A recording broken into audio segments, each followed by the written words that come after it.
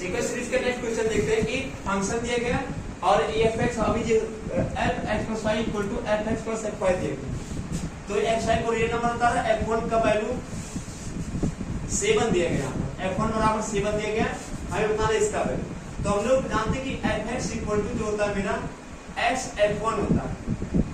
जब भी इस तरह का प्रॉपर्टी देगा तो ये मेरा इस तरह f(x = x f1) होता है, तो f(x) का मान कितना आ जाएगा, ये f1 का मान कितना 7 है, तो हो जाएगा 7। अब लाकर उसमें वैल्यू पुटअप करते हैं, r = 1 से लेकर कितना n, fr का वैल्यू क्या है, तो इसके स्थान पर fx रख सकते हैं, तो ये डायरेक्ट हम करेंगे तो ये हो जाएगा कितना 7, फिर सिग्मा 7 को बाहर कर दिए, r = 1 से लेकर n, और ये fr के स्थान पर क्या रख देंगे, ठीक। अभी हमने बताया था जब भी स्टूडेंट यहाँ पर n-1 रहेगा तो n(n-1/2) करेंगे, अगर n इक्वल यहाँ पर सिर्फ n है तो n(n+1/2) कर देंगे, तो होगा 7, ये हो जाएगा मेरा n(n+1/2) का। अगर ये नेगेटिव होता तो n-1 रखते हैं, तो ऑप्शन नंबर कौन सा हो जाएगा, ऑप्शन ए हो जाएगा। नेक्स्ट क्वेश्चन हम लोग सीक्वेंस सीरीज का देखते हैं। लेट एक फंक्शन दिया गया, ठीक, और जो बराबर कह रहा है कि f(x + y = f(x + f(y) दिया गया, x y को बता रहा कि एक रियल नंबर है, तो यहाँ f1 का वैल्यू 2 दिया गया, gn का वैल्यू दिया गया इतना, तो हम इसी को लेकर चलेंगे, ये हो जाएगा gn = सिग्मा k = 1 से लेकर n-1, ये हो जाएगा f की।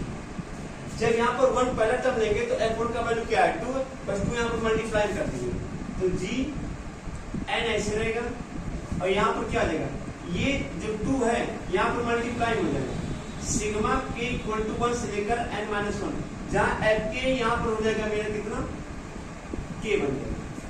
और जब भी सिग्मा n का वैल्यू आता है तो इसका जो फॉर्मूला होता है मेरा n(n-1/2) होता है। तो gn बराबर हमें ये का मान निकालना, तो gn का वैल्यू कितना देगा 20, तो यहाँ पर क्या रख देंगे 20 हो गया, ये हो जाएगा 2, और इसका फॉर्मूला बन जाएगा n, हम के स्थान पर n लेकर n(n-1/2) हो जाएगा, ये 2 से 2 कैंसिल, 20 n(n-1). यहाँ पर क्वालिटी की क्वेश्चन नहीं बनाएंगे, चार ऑप्शन से चेक करेंगे, तो यहाँ पर 5 रखेंगे, तो 5 में से क्या 4 5 20, तो हमारा ऑप्शन कौन सा हो जाएगा, ऑप्शन सी हो जाएगा। नेक्स्ट क्वेश्चन हम लोग सीक्वेंस सीरीज का देखते हैं कि a1 a2 a3 an are hp, बोला कि a2 क्या मेरा hp में, देन द एक्सप्रेशन एक एक्सप्रेशन दिया गया, हमें ये बताना है ये चारों ऑप्शन में किसके इक्वल होगा। जब भी स्टूडेंट इस टाइप का क्वेश्चन आ जाए तो कुछ भी करना नहीं रहता, ये हम लोग पहला टर्म लेकर सॉल्व करते हैं। लेट मान लेते हैं a1 = 1 मान लेते हैं, a2 = 2 मान लेते हैं, ठीक। और जब भी n का वैल्यू मानेंगे तो n का वैल्यू 2 मानकर चलेंगे, हर क्वेश्चन में n क्या मानेंगे 2 मानेंगे। तो इसको सॉल्व करते हैं, a1 a2 का वैल्यू क्या है, a1 का मान 1 है, a2 का मान 2 है, ये आपके 2। अब चार ऑप्शन में a1 a2 का वैल्यू रखेंगे, जिसमें 2 आ जाएगा वही आंसर है। अब इसमें चेक करते हैं, जब इनका 2 रखेंगे यहाँ पर 2, ये नेगेटिव में आ रहा है, ये कैंसिल हो जाएगा। यहाँ पर चेक करेंगे, ये हो जाएगा 2 - 1, और ये भी कैंसिल हो जाएगा, ये भी नहीं आएगा।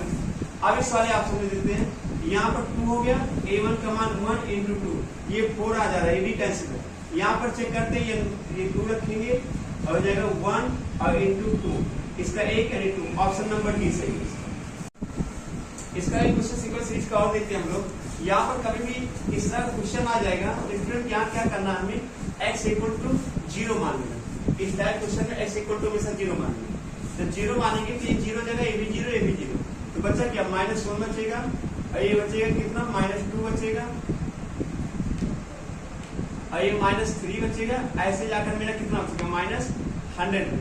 अगर हम माइनस कॉमन कर लेंगे तो 1 + 2 + 3 ये कहाँ तक हो जाएगा मेरा 100 हो जाएगा। यहाँ पर एक ऑप्शन आप इसको ये जितना जब कॉमन करेंगे तो मेरा समाप्त सीरीज बन जाएगा। तो यहाँ पर इसका जब भी 1 2 3 4 5 6 9 ये नेचुरल नंबर होता है, तो यहाँ पर जो इसका फार्मूला होता है मेरा n(n+1/2) होता है, सॉरी n+1/2 होता है। तो n = क्या है मेरा लास्ट टर्म, n = 100 × ये हो जाएगा 100 रखेंगे, ऐड कर देंगे, और पान में कितना ही जब कैंसिल करेंगे 50 आएगा, जब मल्टीप्लाई कराएंगे -50 आ जाएगा, ऑप्शन नंबर सी होगा। x = 0 रखना था बस। Good morning student, welcome to my channel institute.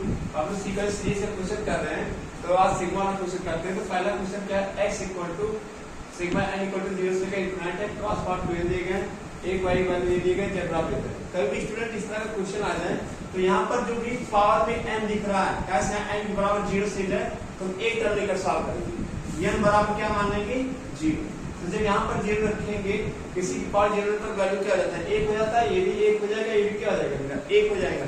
तो यानी x y और z का वैल्यू क्या आ गया 1। यानी चारों ऑप्शन में देखेंगे कि जो मेरा एक आंसर आ जाएगा वो सही है। तो यहाँ पर जब रखेंगे, अगर यहाँ पर रखेंगे तो 3 आएगा, एक्स वाई जेड का वैल्यू 1 है तो 3 हो जाएगा, यहाँ पर 1 आएगा, ये गलत हो गया ऑप्शन। यहाँ पर रखेंगे तो 1 प्लस 1 ये प्लस 1 और यहाँ पर भी ये दोनों कैंसिल हो गए, प्लस माइनस, यहाँ बराबर right hand side right hand क्या हो जाएगा इक्वल हो जाएगा। ये मेरा आंसर भी है।